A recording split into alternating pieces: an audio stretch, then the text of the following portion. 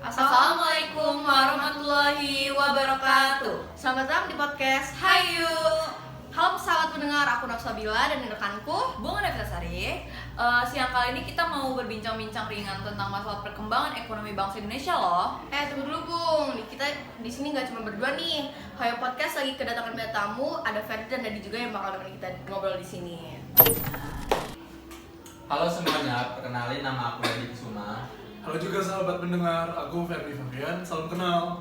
Ngomong-ngomong sebenarnya kalian tau nggak sih ekonomi rakyat Indonesia pada awal kemerdekaan itu gimana? Iya juga ya, jadi penasaran deh jauh sebelum ekonomi rakyat Indonesia berkembang pesat seperti saat ini, dulu itu gimana ya? Kalau menurut kamu gimana Di? Jadi gini Naf, setahu aku keadaan ekonomi keuangan pada masa awal kemerdekaan sangat buruk. Inflasi yang sangat tinggi yang disebabkan oleh beredarnya lebih dari satu mata uang secara tidak terkendali. Nah, iya, menurut aku juga ekonomi Indonesia masih lemah dan gak ada perubahan karena perang mempertahankan kemerdekaan Indonesia masih berkobar. Nah, dari situ kita bisa simpulin nih, masalah inti awal permasalahannya itu karena inflasi yang sangat tinggi kan. Faktor penyebab terjadi inflasi tersebut itu apa aja sih? Menurut aku sih ya, karena mata uang Jepang di masyarakat dalam jumlah yang gak terkendali. Bisa juga karena mata uang cadangan yang dikeluarkan oleh pasukan sekutu dari bank-bank yang berhasil dikuasainya untuk biaya operasi. Bisa juga karena gaji pegawai yang jumlahnya mencapai 2,3 miliar. Iya benar, Republik Indonesia belum memiliki mata uang sendiri sehingga pemerintah tidak dapat menyatakan bahwa mata uang pendudukan Jepang tidak berlaku pada saat itu. Iya, aku juga setuju sama kamu Naf.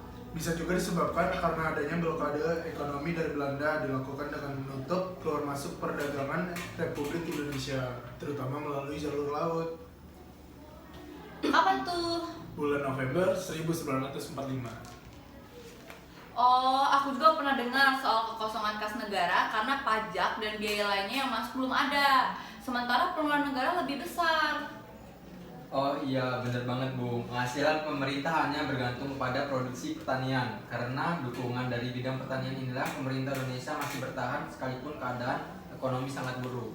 Nah, sekarang aku penasaran deh kebijakan pemerintah menghadapi buruknya ekonomi Indonesia pada saat itu gimana sih? Kalau kata aku sih ya, dengan adanya konferensi ekonomi pada 1946 yang dibentuk oleh pemerintah, waktu itu termasuk kebijakan yang sudah dilakukan pemerintah untuk memperbaiki kondisi ekonomi Indonesia.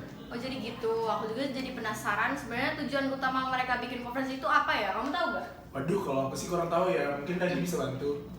Jadi gini Fer, aku sih pernah dengar ya, tujuan konferensi itu untuk memperoleh kesepakatan dalam mengulangi masalah ekonomi rakyat yang mendesak.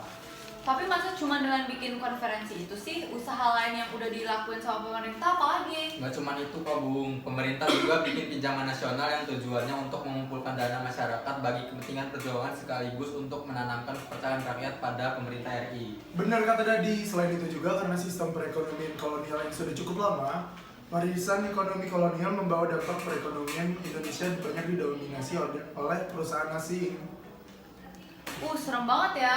Ya emang serem Bung, kondisi inilah yang ingin diubah oleh para pemikir ekonomi nasional di setiap kabinet di era demokrasi parlementer. Kalian pada tahu nggak nih kapan upaya pembangkitan perekonomian Indonesia dimulai? Belum, kapan tuh Fer? Upaya itu dimulai sejak kabinet pertama di era demokrasi parlementer oleh kabinet Natsir. Oh jadi gitu. Aku juga pernah dengar kalau Sumitro Yojo Hadikusumo mencurahkan tentang perkembangan dan pembangunan ekonomi loh. Itu kalian tahu nggak? Aku pernah, beliau berpendapat bahwa pembangunan ekonomi Indonesia pada hakikatnya itu pembangunan ekonomi baru. Beliau mencoba mempraktikkan pemikirannya pada sektor perdagangan. Ia juga berpendapat bahwa pembangunan ekonomi nasional membutuhkan dukungan dari kelas ekonomi mencegah pribumi yang kuat. Nah, oleh karena itu, bangsa Indonesia harus sesegera mungkin untuk menumbuhkan kelas pengusaha pribumi karena pengusaha pribumi pada umumnya bermodal lemah. Benar banget, oleh karena itu juga pemerintah harusnya membantu dan membimbing para pengusaha tersebut dengan bimbingan konkret dan bantuan pemberian kredit. Kalau usaha itu berhasil, maka secara bertahap pengusaha pribumi akan dapat berkembang maju. Dan tujuan mengubah struktur ekonomi kolonial di bidang perdagangan akan berhasil juga nggak sih? Iya dong Bu, benar banget. Usaha lain yang dilakukan pemerintah untuk meningkatkan pengusaha pribumi dilakukan melalui gerakan ASAAT loh. Kan tahu nggak gerakan ASAT itu apa? Jelas tahu lah, gerakan ASAT itu yang memberikan perlindungan khusus bagi warga negara asli Indonesia di bidang perekonomian dari persaingan pengusaha asing pada umumnya loh, khususnya Cina. Wah, banyak juga ya ternyata. Berarti waktu itu pemerintah gak cuma diem aja dong. Mereka punya usaha untuk buat memperbaiki perekonomian masyarakat Indonesia. Bener banget Naf, kita nggak boleh terus nyalain pemerintah atas buruknya perekonomian rakyat pada masa awal kemerdekaan ya. Berarti kalau sekarang boleh dong? Kalau itu nggak ikutan ya.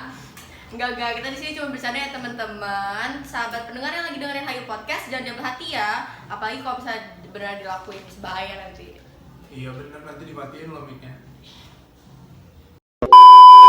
Udah, mending kita lanjut ke pertanyaan selanjutnya nih. Iya benar. Nah tadi kan kita udah ngebahas tentang perekonomian rakyat Indonesia pada masa awal kemerdekaan. Sekarang aku mau nanya dulu deh, kalian ada yang tahu nggak demokrasi liberal itu apa? Setahu aku sih ya Bung, demokrasi liberal itu sebuah sistem politik yang memiliki banyak partai di mana kekuasaan politik dipegang oleh politisi sipil yang berpusat di parlemen. Nah, kalau perkembangan ekonomi di masa liberal itu berlangsung kapan? Aku bantu jawab deh ya. Demokrasi liberal berlangsung di Indonesia pada tahun 1949 hingga 1959. Saat itu Indonesia baru merdeka, perekonomian juga belum tertata dan tersendat-sendat. Oke. Pada di zaman itu gimana sih cara pemerintah memperbaiki ekonominya? Setahu aku sih ya, untuk memperbaiki kondisi ekonomi, pemerintah melakukan berbagai upaya, yaitu dengan Guntur Sarifuddin, sistem ekonomi gerakan benteng, nasionalisasi perusahaan asing, sistem ekonomi Alibaba, dan rencana pembangunan 5 tahun atau RPLT. Bisa jelasin nggak tuh kapan-kapan aja upayanya dilakukan oleh siapa? Kalau gerakan benteng dimulainya pada tahun 1950.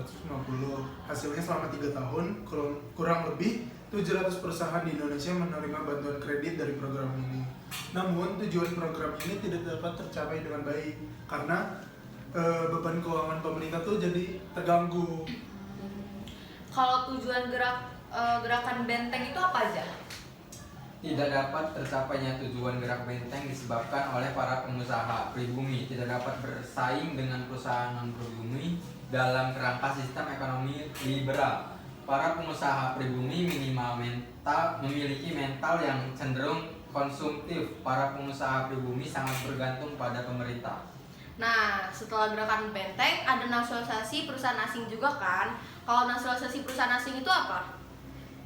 Nasionalisasi perusahaan asing dilakukan dengan pencabutan hak milik Belanda atau asing yang kemudian diambil alih atau ditetapkan statusnya sebagai pemilik pemerintah Indonesia.